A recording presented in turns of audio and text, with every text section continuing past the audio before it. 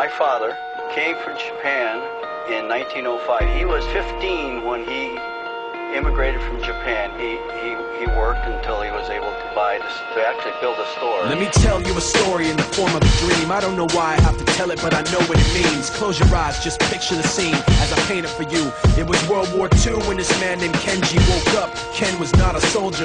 He was just a man with a family who owned a store in LA. That day, he crawled out of bed like he always did, bacon and eggs with wife and kids. He lived on the second floor of a little store he ran. He moved to LA from Japan. They called him immigrant. In Japanese, he'd say he was called Issei. That meant first generation in the United States, when everybody was afraid of the Germans, afraid of the Japs, but most of all afraid of a homeland attack. And that morning, when Ken went out on the doormat, his world went black, cause right there, front page news, 3 weeks before 1942, Pearl Harbor's been bombed and the Japs are coming. Pictures of soldiers dying and running. Ken knew what it would lead to, just like he guessed. The president said the evil Japanese in our home country would be locked away.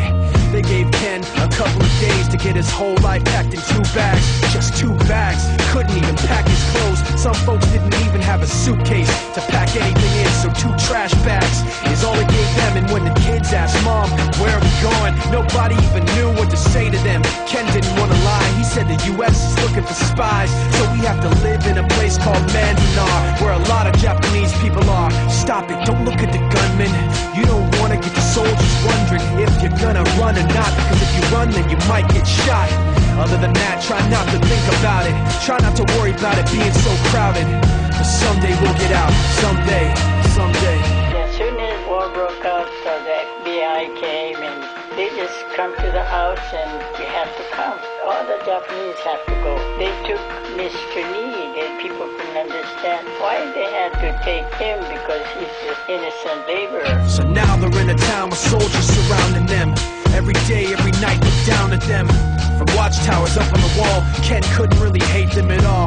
They were just doing the job, and he wasn't gonna make any problems.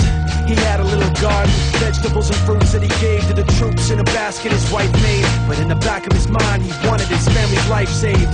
Prisoners of war in their own damn country, what for? As time passed in the prison town, he wondered if he'd live it down if and when they were free. The only way out was joining the army, and supposedly some men went out for the army, signed on, and ended up flying to Japan with a bomb. That 15-kiloton blast put an end to the war pretty fast.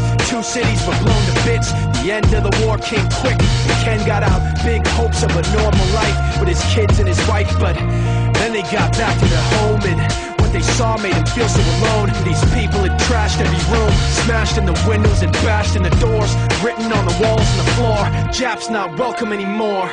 And Kenji dropped both of his bags at his sides and just stood outside. He looked at his wife without words to say. She looked back at him, wiping tears away, and said, someday we'll be okay, someday.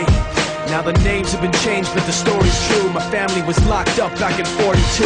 My family was there where it was dark and damp, and they called it an internment camp. When we first got back from camp, it was pretty bad.